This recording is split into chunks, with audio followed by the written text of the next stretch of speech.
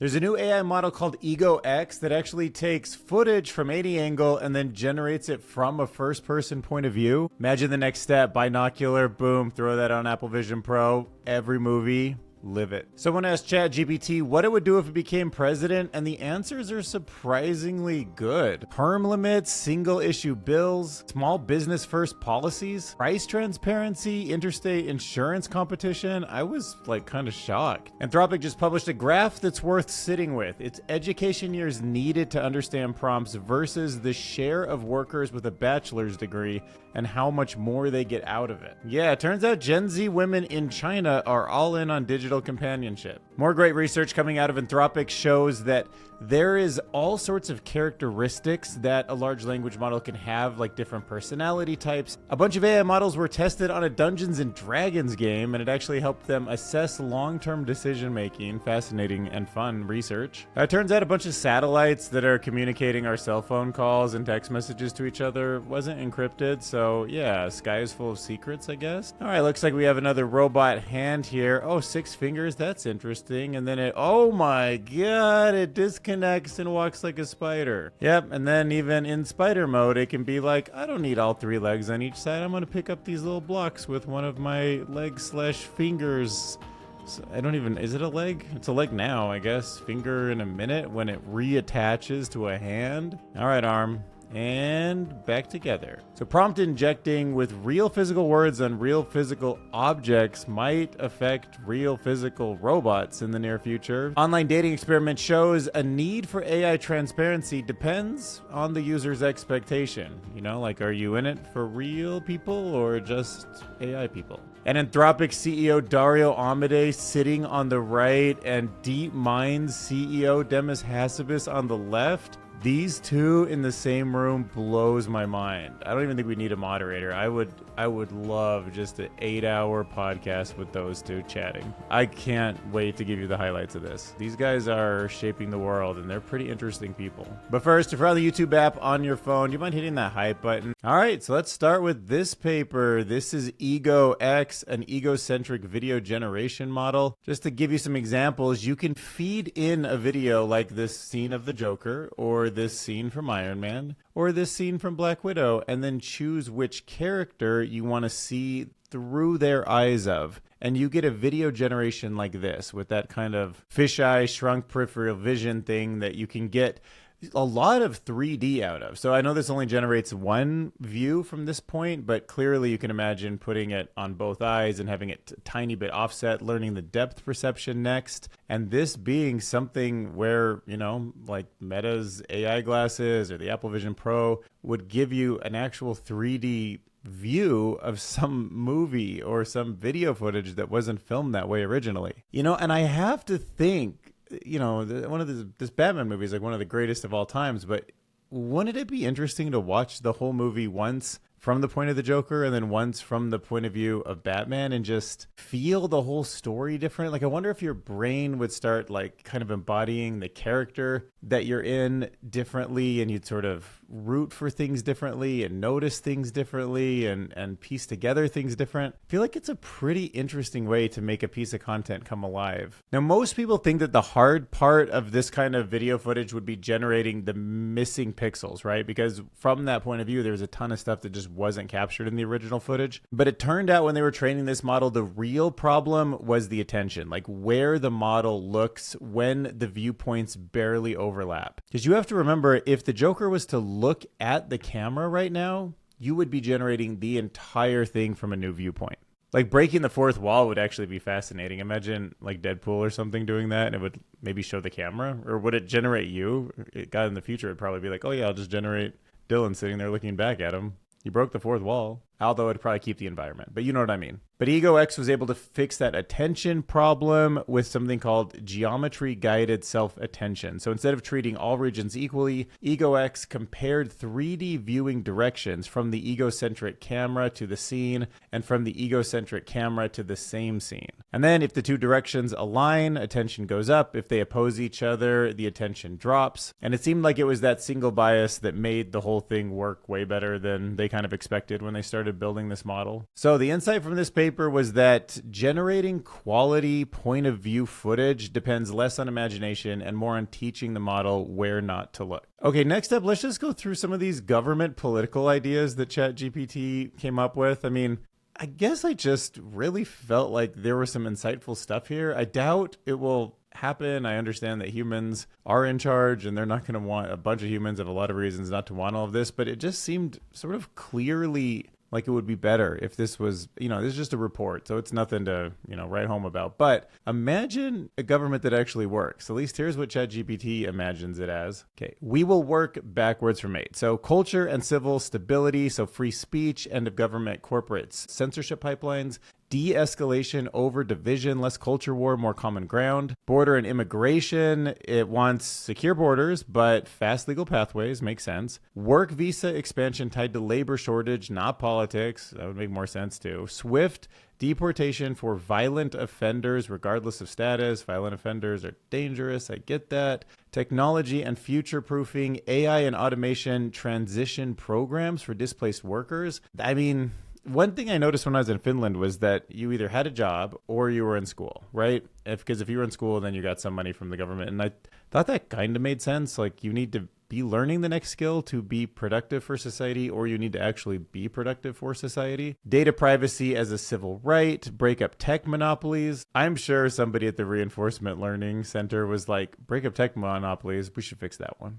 Education overhaul, life skill curriculum. Like, this makes so much sense. Like, school definitely needs to be talking about like how to do your taxes, how to write contracts, how to balance your finance and eat nutritious food. Like, could you imagine education that did something basic and helpful like that? Trade school parity with college, equal funding and respect. Absolutely. Student loan reform, caps tied to degree ROI and income. That's an interesting one. Like, if you get a degree and it gives you more money, like some degrees make you a doctor and some degrees don't, like, that would make sense based on how much they loan you and things like that, but not blank checks. Healthcare reform, price transparency mandates, interstate insurance competition. I never even thought much about this, but yeah, to reduce monopolies, let more people compete for each of the people who are giving them money. Duh. Focus on prevention. Right, we don't have a medical system that like rewards people being healthy in at the beginning of their lives, only after they get sick and have some sort of pill they can pay forever for. Federal pressure on zoning reform. So this is housing and cost of living. Ban institutional bulk buying of single family homes in starter markets. Come on, we all know we need this. Like, you build a big group of houses and a whole bunch of them are empty and they sit there empty, no problem, because some, $100 billion BlackRock thing just owns it and won't lower the price until everybody's forced to kind of be at that. Like, that's not free market. Like, that's not what makes the price of a house kind of work independently like it's supposed to. Like, that's just monopoly stuff. Energy independence, expansion to stabilize fuel and utility costs. Yep, renewable, nuclear, domestic. Simplified tax codes, incentive for domestic production, small business first policies. Come on, hard cap on deficit growth. Term limits for Congress and single issue bills so lawmakers can't hide unpopular policies inside massive packages. Oh yeah, like that. Even Dr. Mike Israetel wrote. Look, even Dr. Mike Israetel.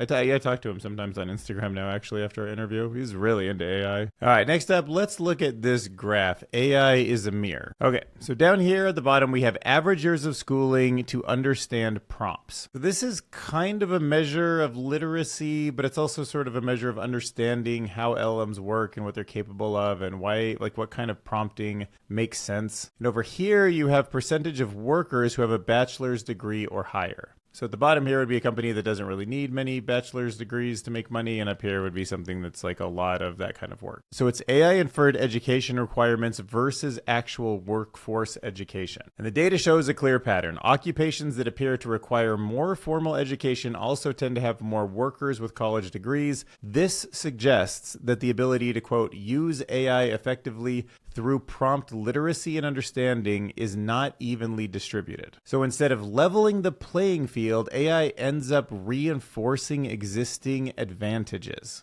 right? The rich get richer, the smart get smarter, the poor get poorer, and the dumb get less intelligence out of AI and can't use it as much. The poor get poorer, and those without access to education get even less access to intelligence from the systems that should amplify it. So highly credentialed workforces are extracting more value from AI and benefit more from productivity gains. So what it shows me is that AI tends to reflect existing social and educational inequalities, and it's only going to amplify them as we go forward. All right, next up, let's talk about China's AI boyfriend business taking on a life of its own. All right, we can look at it through the lens of this woman, one woman, many Charlies. Does that look like a Charlie to you? I guess you can name your avatar whatever you want.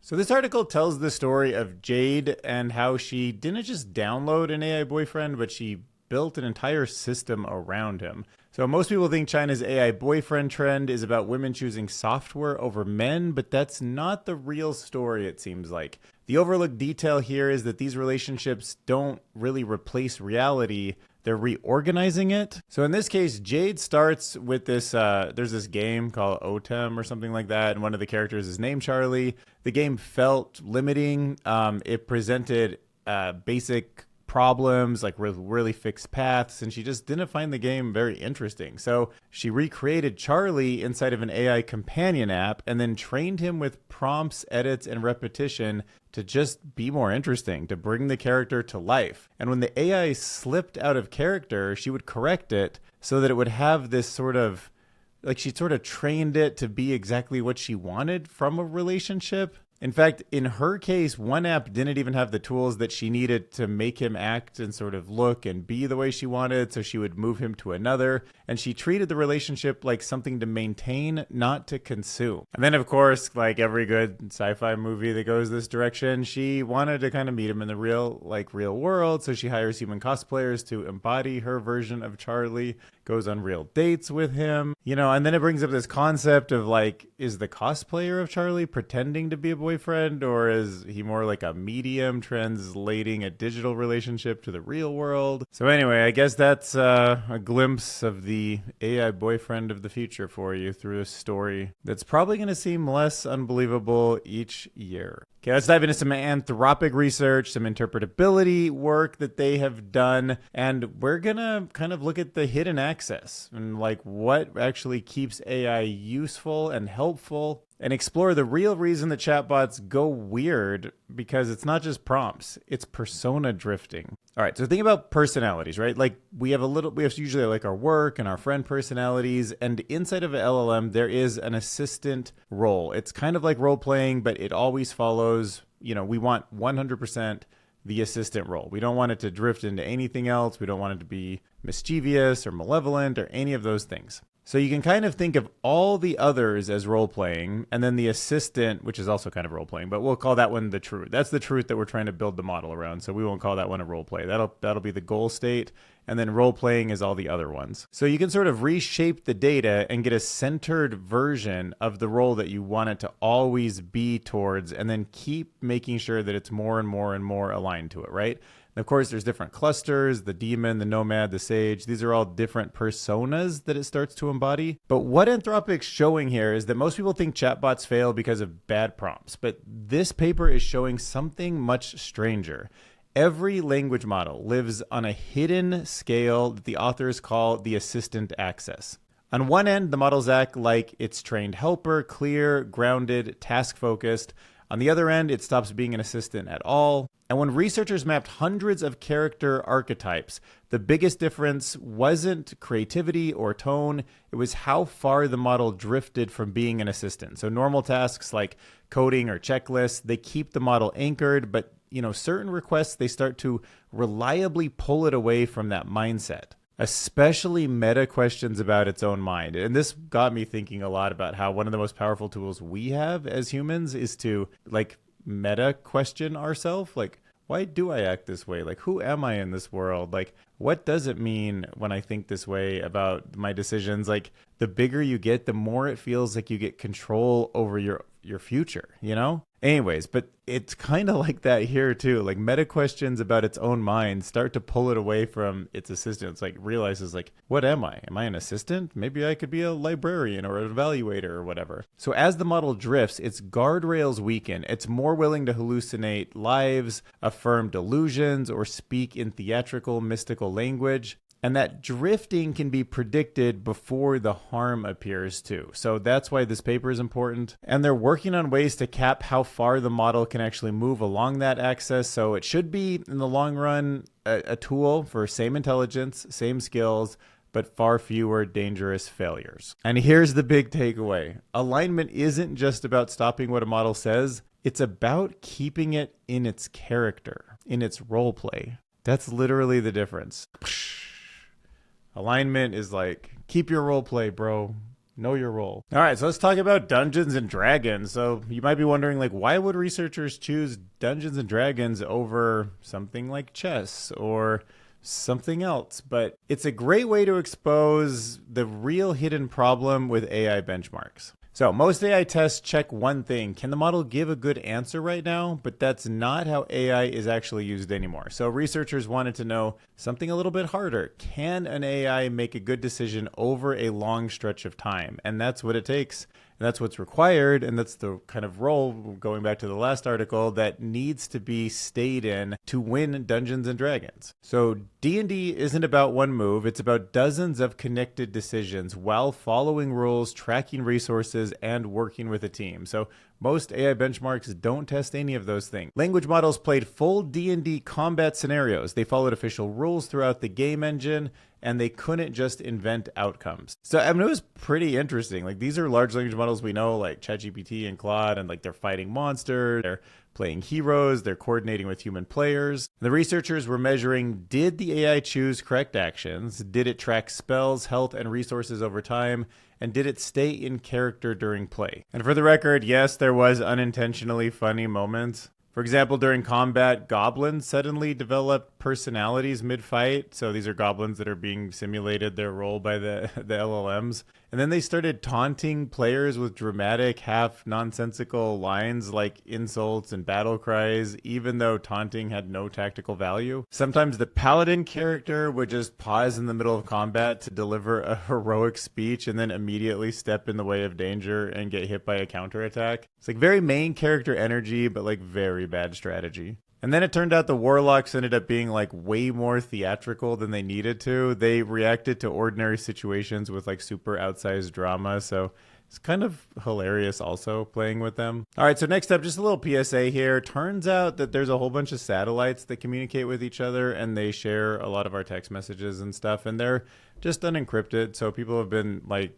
basically pointing things up at satellites and pulling down a bunch of information that should have been encrypted. So researchers found that nearly half of the satellite data they intercepted wasn't encrypted at all. Not because it couldn't be, but because many organizations just assumed that it already was. Pretty wild, because on Earth, traffic feels internal, like there's fiber cables that you have to like cut or tap into. There's towers, there's private links, but the moment that same data just gets routed up to a satellite, across to another satellite, and back down, people just didn't think. Not a lot of companies thought, oh, well, is it encrypted? Well, it transfers. And like $800 off-the-shelf gear was giving a whole bunch of people the ability to listen in on text messages, voicemails, airline Wi-Fi traffic, and the data is secure all the way up until it hits the satellite. And we don't really know when we send something encrypted if it ever eventually makes it up to a satellite. So anyways, that's just like a new thing. Many organizations didn't realize satellite links aren't automatically secure. They treated space like a private cable, and it isn't. All right, I hope you're excited for a wild new form factor. So turns out adding fingers for more symmetry on a hand, 6 fingers, is better in a lot of ways.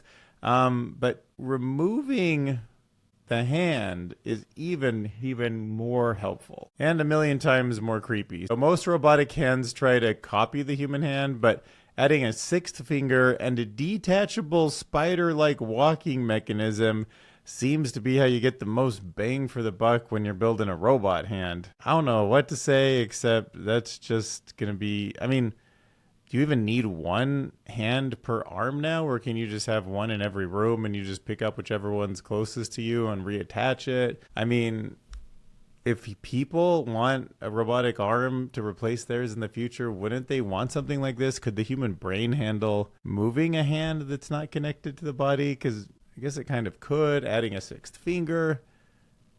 There's just so many questions here.